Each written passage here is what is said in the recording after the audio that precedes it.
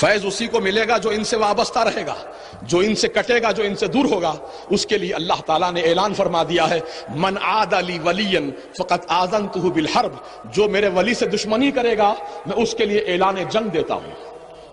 اللہ فرماتا میں اسے اعلان جنگ دیتا ہوں، آؤ مجھ سے جنگ کر لو، میرے ولی کی دشمنی کرنے والوں آؤ مجھ سے مقابلہ کرو، کون ہے تم میں ایسا طاقتور جو اللہ تعالیٰ سے جنگ کرے، اللہ سے مقابلہ کرے۔ عزیزان ملت اسلامیہ، آج حیدرآباد شہر میں وہابیت اتنی تیزی سے پھیل رہی ہے، بڑا دکھ ہوتا ہے دیکھ کر، افسوس ہوتا ہے دیکھ کر۔ ہماری نوجوان نسل جو کل تک یا نبی سلام علیہ کا کہتی تھی، ہماری نوجوان برادری جو کل تک اولیاء اللہ کی عاشق تھی، 11ویں 12ویں بڑی عقیدت و احترام سے کیا کرتے تھے اور الحمدللہ عقیدہ بہت مضبوط تھا، لیکن آج صرف ایک اسپلنڈر گاڑی اور ایک سیل فون کی وجہ سے ایمان بیچا جا رہا ہے، ایمان خریدا جا رہا ہے۔ بتاؤ مسلمانوں، کیا ہمارا ایمان اتنا سستا ہو گیا، ہمارا ایمان اتنا گیا گزرا ہو گیا، ایک اسپلنڈر گاڑی اور ایک سیل فون کے بدلے اپنا ایمان و عقیدے کا ہم سودا کریں؟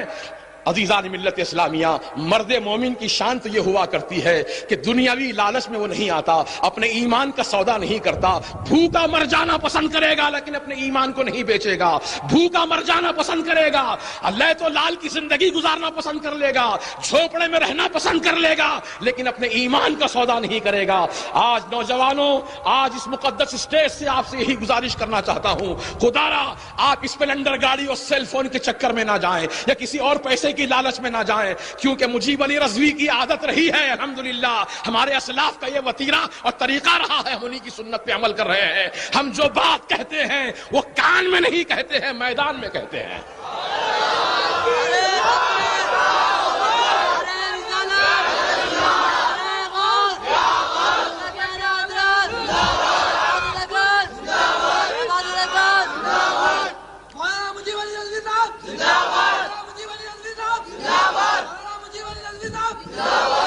دیکھیے،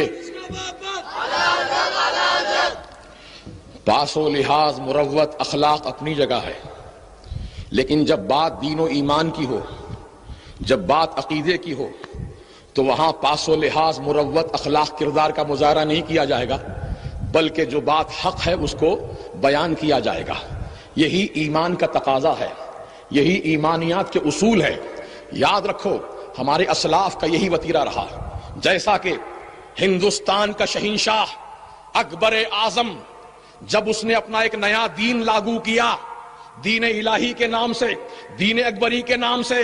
تو عزیزان ملت اسلامیہ اس وقت اس دور میں جو مجدد تھے سیدنا شیخ احمد فاروقی سرہندی علیہ رحمت و رضوان، وہ اپنے گھر کے تنہائی میں نہیں جا کر بیٹھ گئے، گوشہ نشین نہیں ہو گئے، ہم کو کیا کرنا ہے اس کا معاملہ ہے وہ جواب دے گا کہہ کر خاموشی اختیار نہیں کی، بلکہ آپ سینہ سپر ہو گئے اور شہنشاہ وقت کے خلاف آپ نے ٹکر لی، ہر طرح کی مصیبت کو برداشت کیا لیکن حق کی آواز کو بلند کیا۔ یہی ہمارے اسلاف کا وتیرہ رہا ہے، یہی ہمارے اسلاف کی سنت رہی ہے۔ سیدنا امام احمد بن حنبل رحمت اللہ تعالی علیہ کی ننگی پیٹھ پر کوڑے برسائے گئے ہیں صرف حق بات کہنے کی وجہ سے۔ عزیزان ملت اسلامیہ، آج ہماری اسلاف کی تاریخ کو ہم فراموش کر رہے ہیں اور ہم مصلحت کا شکار ہو رہے ہیں۔ ارے دین میں مصلحت جائز ہوتی امام حسین شہید نہ ہوتے، دین میں مصلحت جائز ہوتی سیدنا علی اکبر کی جوانی لوٹتی، دین میں مصلحت جائز ہوتی تو سیدنا علی اصغر کی شہادت واقع نہ ہوتی۔ ان تمام مقدس نفوس قدسیہ اہل بیت اطہار نے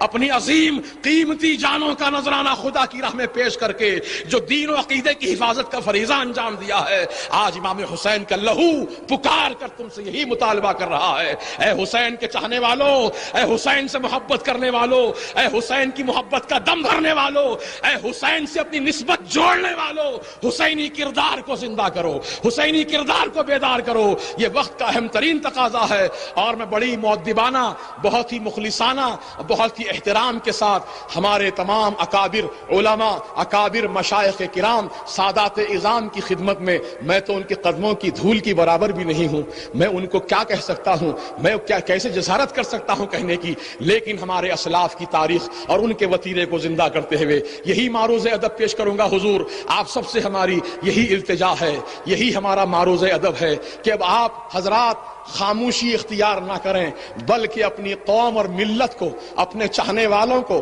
اپنے حلقہ ارادت میں داخل ہونے والوں کو یہ پابند کر دیں اور اس بات کا ان سے عہد لے لیں کہ زندگی بھر سنی صحیح العقیدہ بن کے رہیں گے، کسی بدعقیدہ جماعت سے اپنا تعلق نہیں جوڑیں گے، کسی بدعقیدہ جماعت سے اپنا کوئی رشتہ نہیں جوڑیں گے، اس کی دعوت نہیں کھائیں گے، اس کے گھر کا پانی نہیں پئیں گے، اگر وہ بیمار پڑ جائے تو اس کی تیمارداری نہیں کریں گے، اگر وہ مر جائے تو اس کے جنازے کی نماز نہیں پڑھیں گے، اس کے جلسوں کے اسٹیج کی ہم زینت نہیں بنیں گے۔ یہ تمام باتوں کا عہد لے لے تاکہ قوم برباد ہونے سے بچ جائے، یہ ملت تباہ ہونے سے بچ جائے۔ ہم آپ سے یہی معروض ادب پیش کرنا چاہتے ہیں، خدا را اپنی برباد ہوتی ہوئی قوم کو بچا لو۔ اے سادات کرام، آپ کی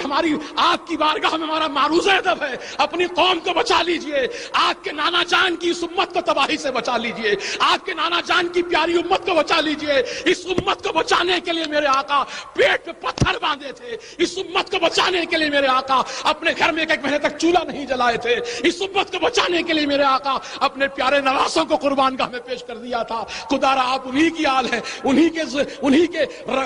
کا خون آپ کی مقدس رگوں میں دوڑ رہا ہے۔ خدا را آپ اپنے نانا جان کا واسطہ، آپ کے نانا جان کا واسطہ، جد کریم کا واسطہ، حسنین کریمین کا واسطہ، خدا را اپنی اس قوم پر رحم کھائیے، اپنی قوم کو بچا لیجئے، اپنے دامن کرم میں سمیٹ لیجئے۔ اور اگر جس طرح کوئی مرغی کے بچے کو حملہ کرنا چاہتا ہے تو مرغی دوڑ کر آتی ہے، اپنے پروں کو کھول کر اپنے بچوں کو سمیٹ لیتی ہے، اپنی جان کی پرواہ نہیں کرتی، اپنے بچوں کو بچانے کی فکر کرتی ہے۔ یہ اللہ تعالیٰ نے ایک مخلوق کے اندر وہ صفت کو پیدا کر دیا ہے۔ ہم تو اشرف المخلوق ہیں، اشرف المخلوق ہیں، اعلیٰ نسل ہے، اعلیٰ کردار ہے، اعلیٰ اخلاق ہے۔ ماشاءاللہ ہم یہی امید رکھتے ہیں کہ الحمدللہ ہماری جو بچی کچی قوم ہے، کم از کم ان کے ایمان و عقیدے کی حفاظت کا ہم کچھ انتظام کریں اور ان کو تباہ و برباد ہونے سے بچا لیں۔ نعرہ تکبیر، اللہ اکبر، نعرہ رسالت، یا رسول اللہ، نعرہ غوث، یا غوث، اللہ کے اعلیٰ حضرات، زندہ باد، عبادت اکبر، زندہ باد، عبادت اکبر، زندہ باد۔